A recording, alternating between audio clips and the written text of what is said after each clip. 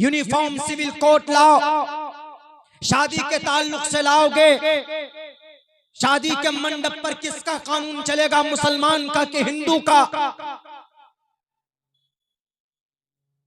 आदमी अगर धर्म कोई परिवर्तन करेगा तो कौन सा मंत्र पढ़ेगा? ओम भूर्भुवः स्वाहा तत्सवितुर्वरेण्यम पढ़ेगा कि ला इलाहा इल्लल्लाह पढ़ेगा कि एक ओंकारा सतनाम करता भिरुत नरवु नरवीर अकाल मूरत अजवनी से भुंगुर प्रसादी पढ़ेगा।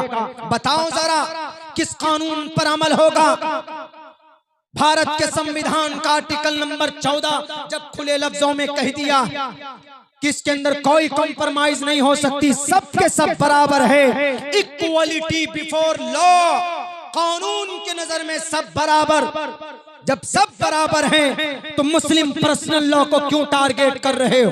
मुस्लिम पर्सनल लॉ के लिए मुसलमानों से मशवरा, हमारे बड़े वो लोग जो क़यादत कर रहे हैं, जो कहते हैं कि नोटिफिकेशन आ गया राय दीजिए, आप उनसे ब्लूप्रिंट मंगाइए, उनसे मुसव्वदा मंगाइए कि हमारे मुस्लिम पर्सनल लॉ के कौन कौन से कानून को जद में ला रहे हैं। नहीं जनाब, वहां से आदेश आया, एक आम मुसलमानों को मालूम नहीं है कि what is the definition of uniform civil code, what is the matter of uniform civil code. Uniform के जरिए से क्या कहा जा रहा, क्या समझा जा रहा? अगर लाने की कोशिश की जाए, अध्यादेश लाया जाएगा, अगर पार्लियामेंट में कानून पास होगा, राज्यसभा में मना करवाने की कोशिश कीजिए, राज्यसभा में पास होगा तो भारत का राष्ट्रपति मना कर सकता। अगर तीनों जगह पास हो जाए, आंख बंद कर कर अदालत उज़्मा सुप्रीम कोर्ट में पहुंचिए और कहिए कि भारत के संविधान का आर्टिकल नंबर 14 के खिलाफ ये कानून बन रहा, आर्टिकल नंबर 25 के खिलाफ ये कानून बन रहा। पैसे खर्च कीजिए, चंदा कीजिए, हम चंदा देंगे, कौम चंदा देगा, और केस फाइल कीजिए, केस दायर कीजिए, कानूनी लड़ाई लड़ाइए। नोटिफिकेशन से फायदा नहीं होगा। अगर फायदा होता तो 3 तलाक के ऊपर कानून न बनता। आपको लॉलीपॉप थमाया जा रहा, आपको चुस्की दिया जा रहा, आप चूसते रहो, अंदर अंदर कानून बनकर आ जाएगा और आप कानूनी लड़ाई लड़ने के लिए इधर उधर देखते फिरेंगे। क्योंकि अभी हमारे भारत में एक कानून बहुत जल्दी इम्प्लीमेंट होने के उस पे है, दहलीज पर है, जिन्हें हम UCC बोलते हैं, यूनिफॉर्म सिविल कोड। इसको उर्दू में यकसा शहरी कानून बोला जाता, uniform civil code, common civil code भी बोलते हैं।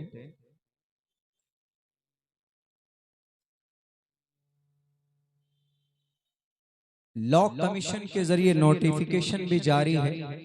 हम सब व्हाट्सएप पे तो देखते हैं कि इस पे क्लिक कीजिए, वहां जाकर अपनी राय पेश कीजिए। मैं समझता हूं कि ये लॉ कमीशन की भी बेवकूफी है और जो लोग शेयर करते हैं, फॉरवर्ड करते हैं, उनकी भी बेवकूफी। यूनिफॉर्म सिविल कोड का मतलब हम ये समझते हैं कि इस देश में जब देश एक है तो कानून भी एक होना चाहिए। कानून तो एक ही है, भारत का संविधान जिसका प्रियम्बल है we the people of India. Uniform civil code कानून में कोई तब्दीली नहीं है। कुछ चीजें ऐसी है, कुछ मीडिया वाले बोलते हैं कि अगर यूनिफॉर्म सिविल कोड आएगा तो अच्छा होगा, भला होगा। सबसे पहले मुसलमान ही एतराज क्यों करते हैं? क्योंकि यूनिफॉर्म सिविल कोड आने के बाद कुछ चीजें ऐसी है, कुछ मसाइल ऐसे हैं कि जिनके ऊपर पाबंदी लग जाएगी और वो सिर्फ मुसलमानों के मसाइल हैं। इस वजह से मुसलमान उसकी मुखालफत कर रहा है। और जो लोग बोलते हैं कि अपनी राय पेश कीजिए कि 22 में लॉ कमीशन ने नोटिफिकेशन जारी किया है, उस पे स्कैनर पे जाइए, QR कोड को स्कैन कीजिए, वहां पर बटन दबाइए, वहां पर ये आएगा, वहां पर वो लिखिए। अभी यूनिफॉर्म सिविल कोड का ब्लूप्रिंट मार्केट में अभी लॉन्च नहीं किया गया है मुकम्मल तौर पर। कुछ चीजें जाहिर हुई है, गवर्नमेंट क्या करना चाहती है, मौजूदा वक्त के इख्तिदार में बैठने वाले ये जितने भी बेईमान लोग हैं, यूनिफॉर्म सिविल कोड लाकर भारत के लिए फायदा नहीं पहुंचाना चाहते हैं, भारत की तरक्की के लिए काम नहीं कर रहे हैं। यूनिफॉर्म सिविल कोड में क्या होगा? अगर यूनिफॉर्म सिविल कोड लाएंगे, क्या संविधान बदल जाएगा? एफआईआर करने का तरीका बदल जाएगा? कोर्ट कचहरी के निजाम बदल जाएंगे? कोर्ट तो अब भी एक ही है। अगर कोई मर्डर करता है तो उसके ऊपर क्या धारा बदल जाएगा? 302 नहीं लगेगा। कोई मारने की कोशिश करेगा तो 307 नहीं लगेगा। कोई रेप करेगा तो 376 नहीं लगेगा। ऐसा होगा? ऐसा नहीं होगा, वो तो अपनी जगह पर है। हाँ, कुछ चीजें ऐसी है, समाजी चीजें ऐसी है कि जिसके अंदर तब्दीली होगी। मिसाल के तौर पर लड़कियां हैं, उसकी शादी की उम्र बढ़ा दी जाए कि लड़कियां ग्रेजुएशन करेंगी, 21 साल तक उनका टाइम बढ़ा दिया गया है कि लड़कियां 21 साल के बाद शादी करेंगी। 18 और 21 साल दोनों, इसको जरूरी करार दिया जाएगा। कोई बात नहीं, इस्लाम में 12 साल में बच्चियां बालिग हो जाती है, तो क्या 12 साल के बाद शादी करना जरूरी थोड़ी है?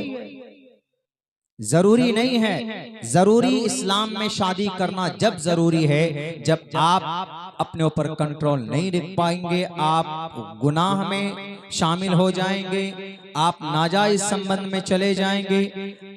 ऐसे वक्त में शादी करना जरूरी है, फर्ज है, वाजिब है। वरना 30 साल की उम्र में औरत पहुंच जाए, लड़की पहुंच जाए, कॉन्फिडेंट है, अपना काम कर रही है, कारोबार है, नहीं घर पे रहती है, नहीं करना चाहती, या गुर्बत है, बहुत सारी चीजें हैं, गुनाह में मुलव्विस ना होने का अंदेशा, ऐसी सूरत में क्या जरूरत है? इस्लाम नहीं कहता है कि तुम शादी करो, कोई दिक्कत नहीं। दूसरा कानून क्या होगा? बहु विवाह मना। असल इसको लाना है, असल में इसको लाना है। यानी मुसलमान एक शादी कर पाएगा, यूनिफॉर्म सिविल कोड आने के बाद 2 शादी नहीं कर पाएगा। तीसरे नंबर पर क्या होगा?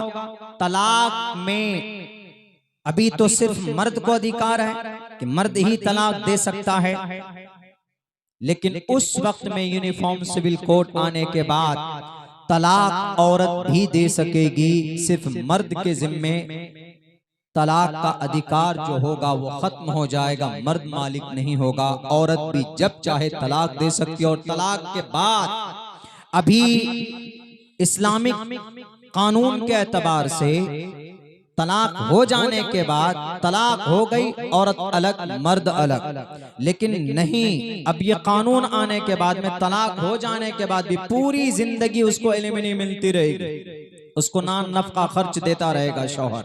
यूनिफॉर्म सिविल कोड आने के बाद ऐसा होगा। ये शरीयत के साथ, ये पर्सनल लॉ के साथ खिलवाड़। और क्या होगा? और ये होगा तड़का। अभी मुसलमान में मर्द के, औरत के, बच्चे के, लड़की के लिए एक हिस्सा है, लड़के के लिए 2 हिस्सा है। कहते हैं कि ये जुल्म ज़्यादती है। तलाक सिर्फ मर्द दे पाएगा, ये भी जुल्म ज़्यादती है। एक मर्द 4 शादियां कर पाएंगे, 4 शादियां करते हैं, ये भी बिल्कुल सही नहीं है। औरत एक भी ना कर सके, एक ही काफी इनफ फॉर वुमन। औरत के लिए एक ही शादी, मर्द के लिए 4-4। असल यूनिफॉर्म सिविल कोड लाने का मकसद इस देश को क्या बोलते हैं कि हम इस देश को तरक्की देना चाहते हैं।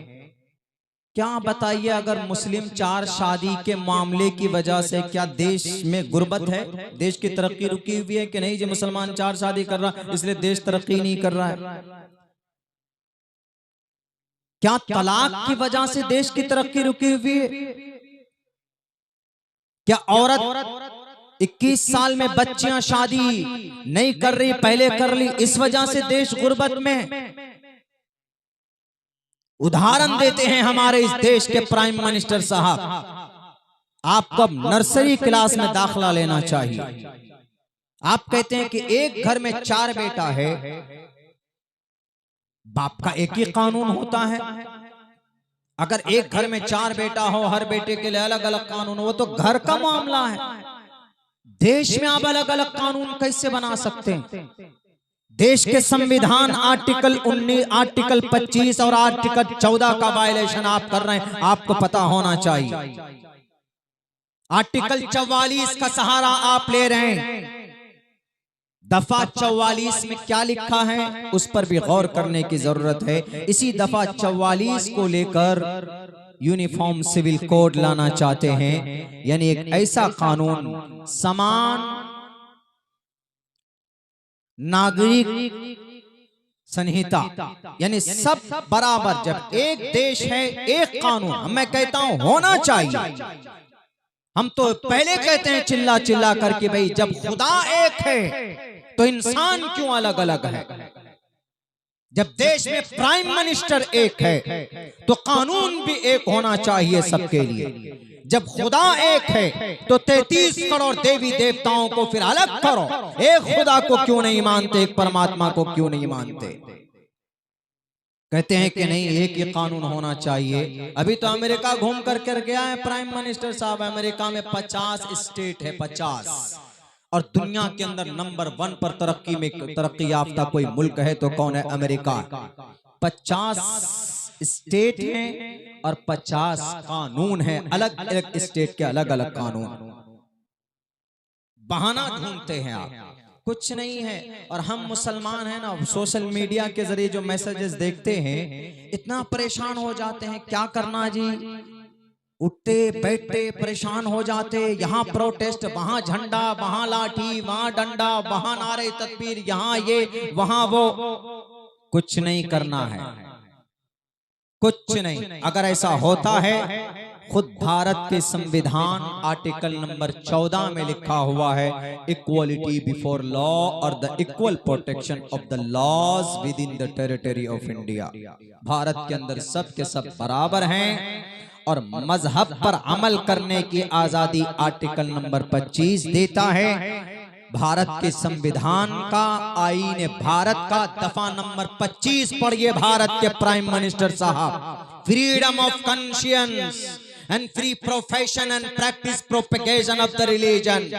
हर किसी को अपनी मजहब, अपने पर्सनल लॉ के मुताबिक जिंदगी गुजारने की आजादी भारत का संविधान देता है। आर्टिकल नंबर 25 से लेकर 28 तक देता है।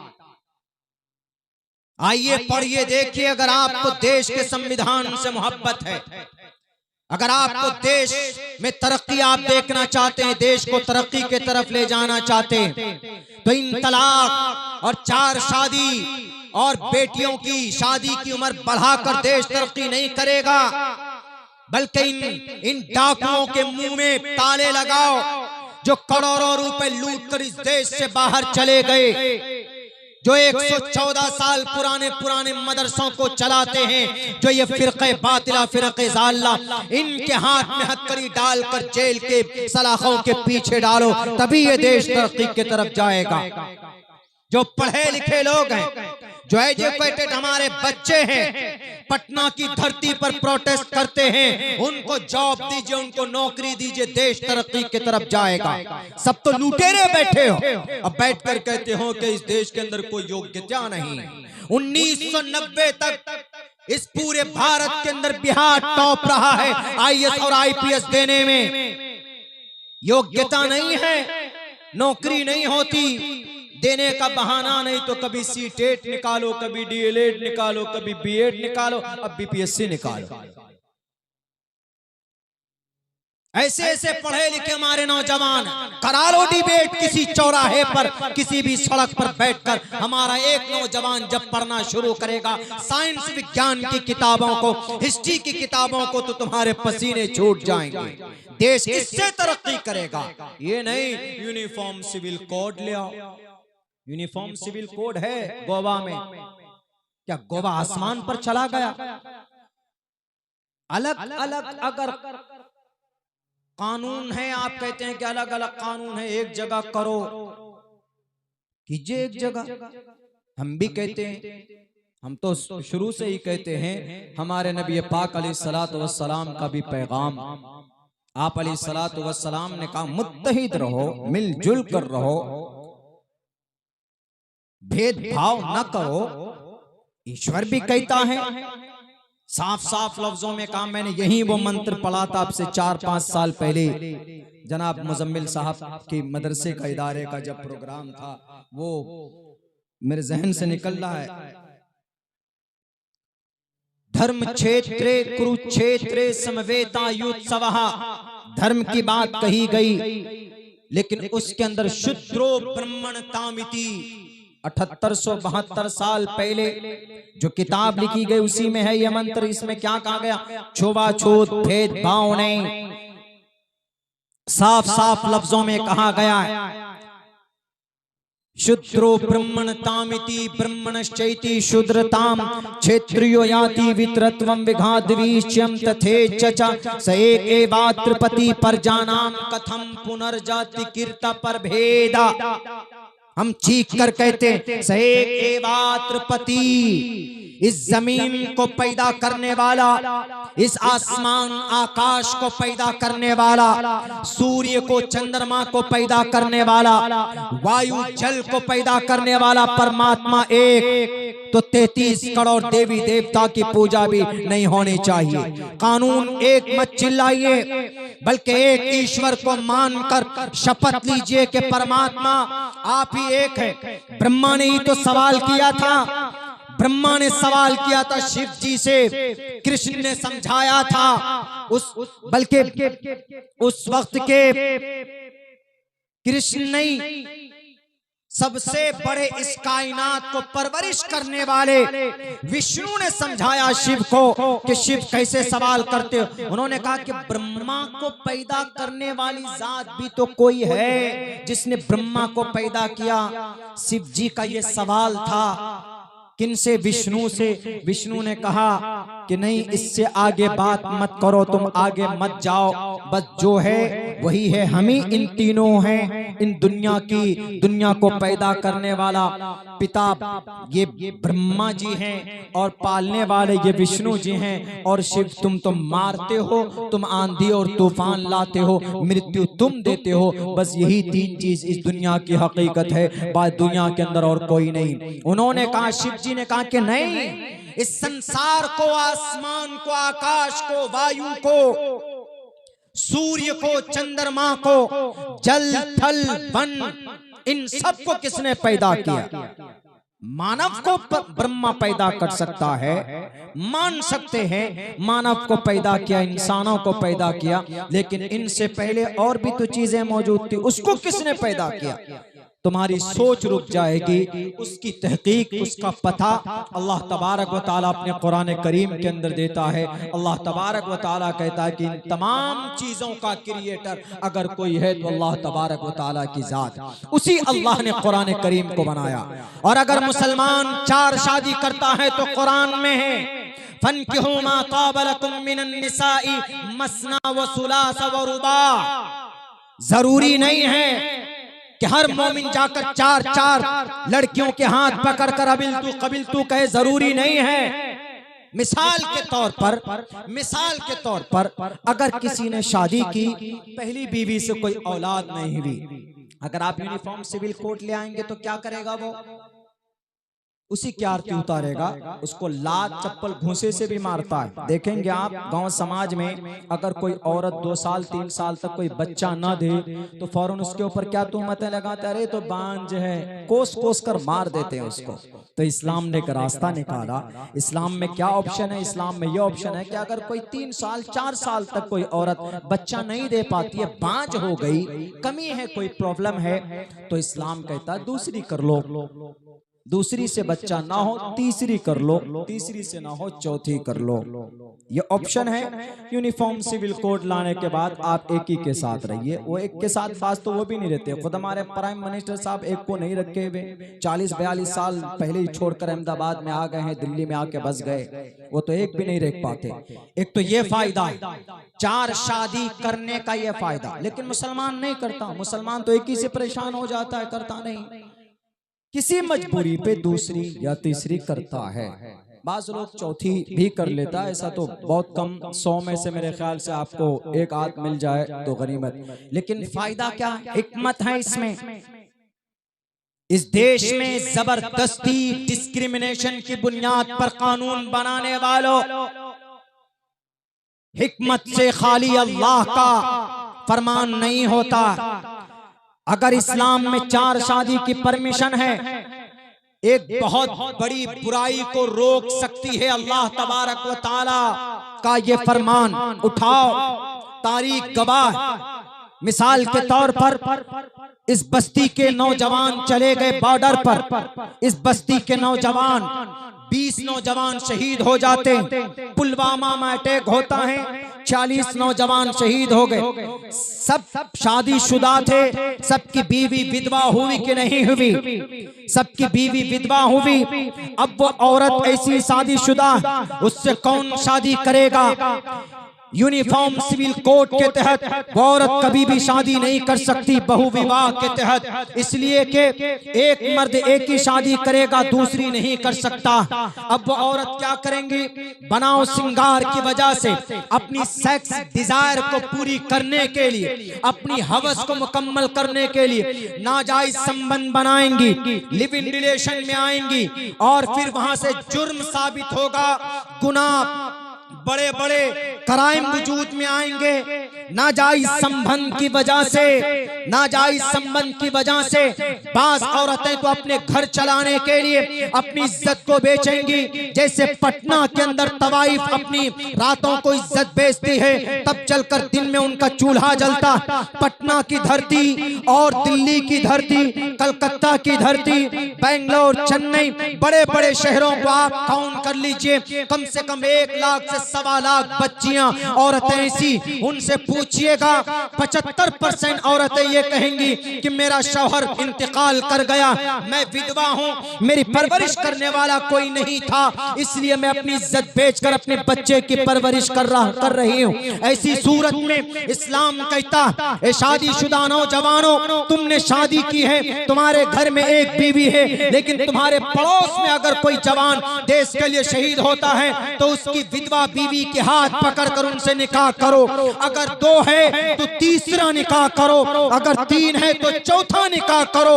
और फिर उस विधवा औरत को, उन औरतों को जिनके शौहर मर गए, किसी एक्सीडेंट में उनका इंतकाल हो गया या किसी हादसे में उनका शौहर इंतकाल कर गया, तो ऐसी सूरत में इस्लाम अपने 4 शादी के फॉर्मूले की वजह से सहारा बनाया जा सकता है। इस्लाम अपने इस फरमान की वजह से औरत, समाज की विधवा औरतों को एक छत दे सकता, एक शेल्टर दे सकता। पहले पढ़ो कुरान को, कुरान के हुक्म के हिकमत को पढ़ो।